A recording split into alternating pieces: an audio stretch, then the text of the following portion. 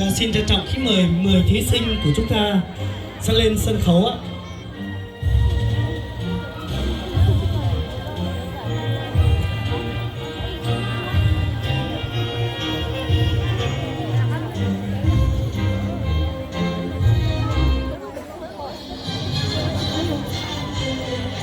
Dạ vâng, xin mời 10 thí sinh chúng ta sẽ trở lại sân khấu để đến với phần trao giải của buổi tối ngày hôm nay ạ.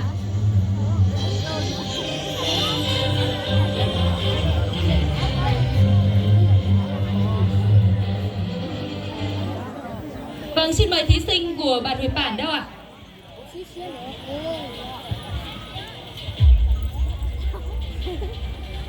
Dạ vâng, còn 2 thí sinh còn lại, xin mời các thí sinh chúng ta sẽ trở lại sân khấu ạ.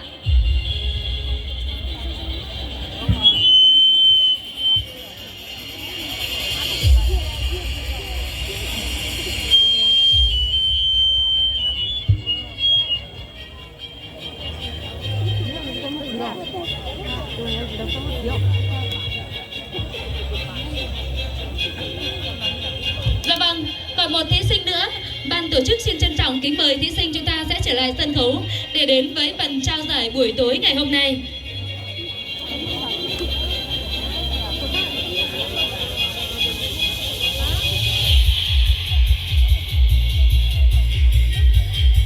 Dạ vâng, trước tiên chúng tôi xin công bố top 7 thí sinh đạt giải khuyến khích của Hội thi Người đẹp trình diễn trang phục năm 2024. Và trước khi đến với phần trao giải khuyến khích, xin mời 10 thí sinh của chúng ta sẽ bước lên chính giữa sân khấu ạ.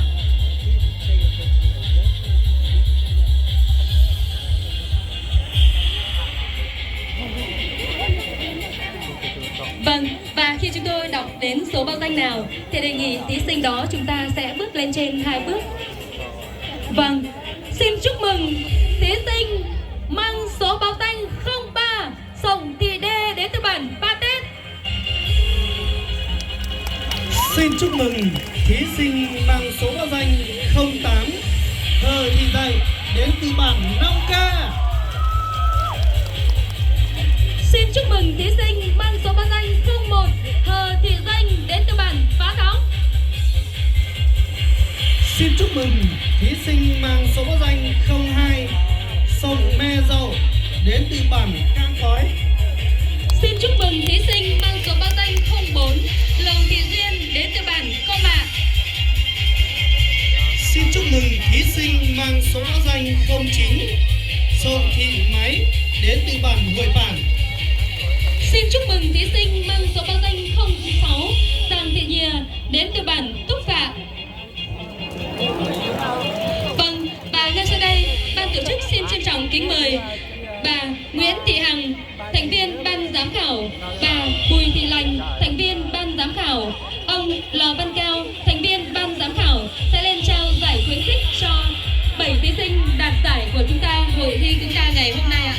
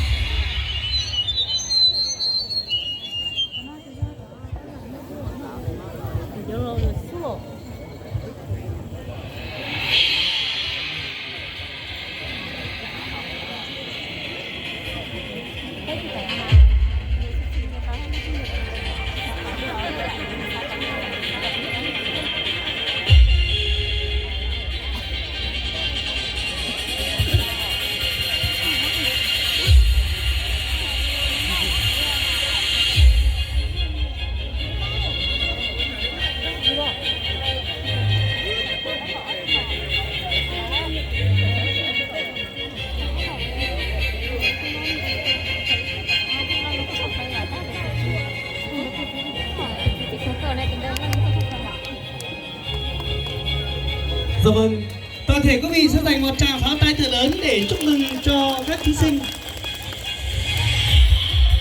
Vâng, xin trân trọng cảm ơn các quý vị ban giám khảo.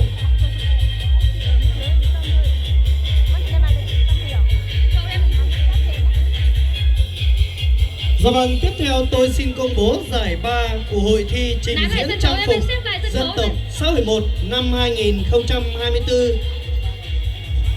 Quý vị có hồi hộp không ạ? Và tôi cũng sẽ không để quý vị phải chờ lâu hơn nữa. Thí sinh đạt giải ba hội thi trình diễn trang phục dân tộc xã hội 1 năm 2024. Xin chúc mừng thí sinh mang số báo danh 07 Hơ Thị Pa đến từ bản Nàng Yêu. Dạ vâng, ban tổ chức cũng xin trân trọng kính mời đồng chí Hơ Á Chia, Phó Chủ tịch Hội đồng Nhân dân xã hội 1 sẽ lên trao giải cho thí sinh đạt giải ba. Xin trân trọng kính mời đồng chí ạ.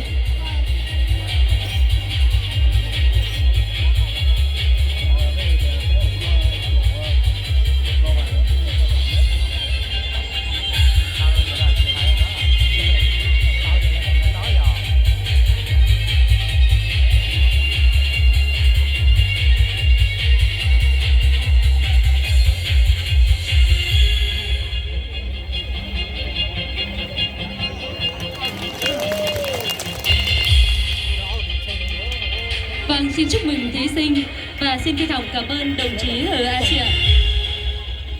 Kính thưa các quý vị, trên sân khấu của chúng ta hiện nay còn lại là hai thí sinh vô cùng xuất sắc trong hội thi người đẹp trình diễn trang phục buổi tối ngày hôm nay. Ai sẽ là chủ nhân của danh hiệu người đẹp trình diễn trang phục năm 2024? Chúng ta thử đoán được không quý vị? Vâng, và ngay bây giờ tôi xin phép được công bố giải nhất của hội thi người đẹp trình diễn trang phục xã hội 1 năm 2024 và đồng nghĩa với người còn lại sẽ đạt giải nhì của cuộc thi ngày hôm nay. Vâng, xin chúc mừng số báo danh 05 Vư Thị Say đến từ chi hội phụ nữ bản Hợp Tiến. Vâng, đã trở thành người đẹp trình diễn trang phục dân tộc xã hội 1 năm 2024. Xin chúc mừng. Dạ vâng, đồng nghĩa với đó là xin chúc mừng thí sinh mang số báo danh 010, mang số báo danh 10, Sộng Thị Xua đã đạt giải nhì hội thi người đẹp trang phục xã hội 1 năm 2024. Vâng, và ngay sau đây, ban tổ chức xin trân trọng kính mời đồng chí Hà Văn Doan, Phó Chủ tịch Ủy ban Nhân dân, trưởng ban giám khảo sẽ lên trao giải nhì cho thí sinh của chúng ta ngày hôm nay.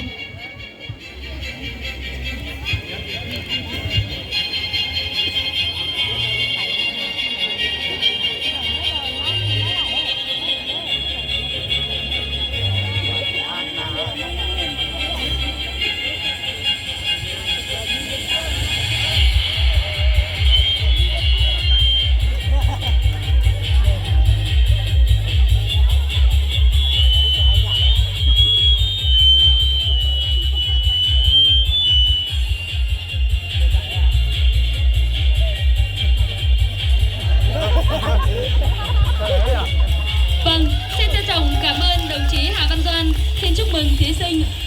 Vâng, và ngay sau đây xin trân trọng kính mời đồng chí Phạm Quang Đức, Phó Bí thư, Chủ tịch Ủy ban Nhân dân xã, trưởng ban tổ chức sẽ lên trao giải thưởng cho thí sinh đạt giải nhất hội thi người đẹp trình diễn trang phục dân tộc năm 2024. Xin trân trọng kính mời đồng chí.